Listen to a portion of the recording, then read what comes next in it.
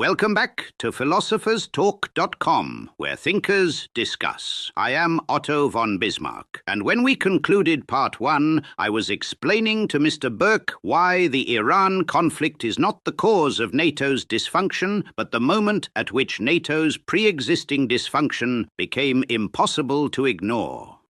And I am Edmund Burke, and I was explaining to Mr. Bismarck why the man who constructed the alliance system of 19th century Europe and watched it subsequently disintegrate into the most destructive war the world had seen to that point might want to proceed with somewhat more humility when advising the present age on the wisdom of dismantling alliances. I died in 1898. What happened afterward is not my responsibility. I consider it ungentlemanly to hold a man accountable for the decisions of successors he would not have tolerated. And yet you are here proposing to repeat the logic, if not the specific decisions. I am proposing the opposite logic. My successors refused to acknowledge what was breaking until it broke catastrophically. I am proposing to acknowledge what is breaking now and manage the transition while management is still possible. A controlled dissolution and an uncontrolled collapse are not the same thing. I would have thought a man with your appreciation for the importance of process over outcome might recognize the distinction. I recognize the distinction perfectly well. I dispute the premise that dissolution is required, controlled or otherwise. You have asserted that the divergence over Iran represents an irreconcilable structural difference. You have not demonstrated it. Nations disagree about specific conflicts all the time, without that disagreement constituting grounds for dissolving the framework that allows them to cooperate on everything else. France and the United States had a profound disagreement about the Iraq War in 2003. NATO survived it. The alliance is not more fragile now than it was then. The Iraq disagreement was about whether to launch a war. The Iran divergence is about what the purpose of the alliance actually is, what obligations membership creates, what risk is acceptable, and who bears the cost when the answers differ. These are not disagreements about a specific decision. These are disagreements about the foundational premises of the arrangement. When two partners in a business enterprise discover that they have different understandings of what the business is for, this is not a management problem. This is a structural problem. It requires restructuring, not a better set of meetings. Or it requires the kind of patient institutional renegotiation that alliances have always used to adapt to changing circumstances. NATO's founding document has been reinterpreted multiple times. Its membership has expanded.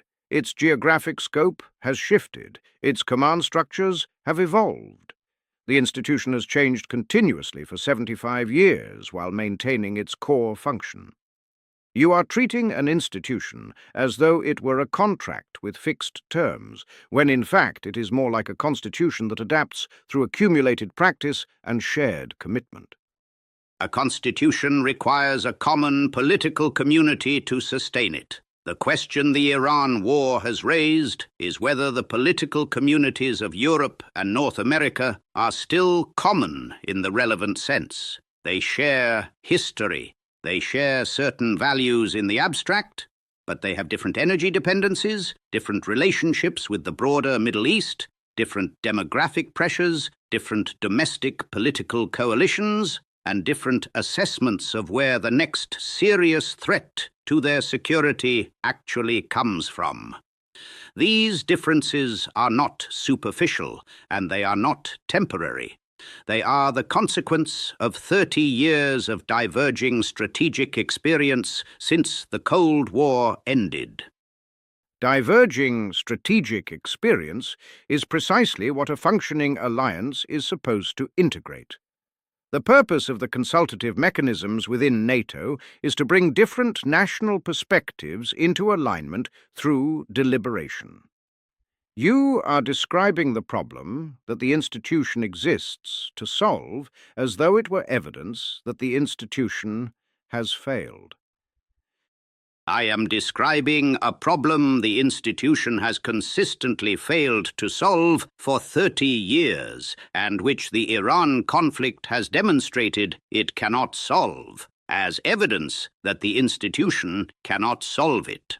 There is a difference between a problem that an institution addresses imperfectly and a problem that reveals the institution's fundamental limitations. NATO is very good at coordinating the defense of territory its members all agree should be defended. It is entirely unable to coordinate strategy toward regions and conflicts where its members have incompatible interests. The world has moved into the second category. The alliance has not. If the alliance is dissolved, what replaces it? You keep describing the problem without addressing the consequences of your solution. Europe does not currently have the capacity for independent strategic action. The United States does not have relationships with individual European nations that could substitute for the collective framework. Russia and China both understand that a dissolved NATO represents an opportunity. You are proposing to remove the architecture that has prevented great power conflict in Europe for 75 years without explaining what fills the vacuum. Nothing fills the vacuum immediately, because a vacuum is what actually exists behind the NATO facade. The facade is not preventing conflict. The underlying reality of American and European interests is doing the work imperfectly, because the facade obscures where those interests actually align and where they do not. Remove the facade, and nations must make honest decisions about where to cooperate, at what level, and at what cost. Europe builds its own security capacity because it must. Rather than free-riding on American guarantees it has come to treat as permanent. America pursues its own strategic priorities without being slowed by partners who will not share the burden. Both parties are more honest about what they can actually commit to. This is not chaos. This is clarity. You are describing a world that has never existed and assuming it will function as a theory predicts. This is the error I have spent my career identifying. Every revolutionary scheme for demolishing existing arrangements and replacing them with something more rationally designed has produced consequences the designers did not anticipate and would not have welcomed. The world after NATO dissolution is not a world of honest bilateral arrangements and clear strategic alignments. It is a world in which Russia reassesses what it can take back, China reassesses what it can claim, and every smaller nation that has relied on collective security guarantees reassesses whether it needs a nuclear weapon. The chaos is not theoretical. It is predictable. It is the chaos that always follows when you remove an institutional framework without replacing it with something that can bear the same load.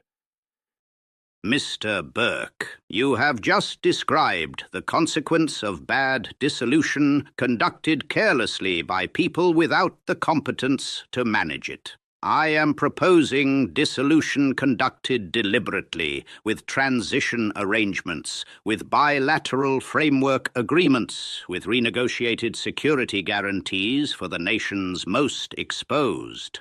There is a version of this that is managed. You keep describing the worst version as though it were the only version.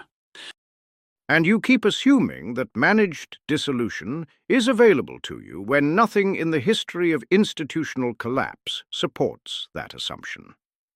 Institutions do not dissolve on schedule according to the preferences of theorists. They collapse when the internal pressures exceed the capacity to contain them, and the consequences are determined by what is in place when they collapse, not by what a very confident man with a theory had planned. You are proposing to initiate a process you cannot control and assuming you will be able to direct its outcome.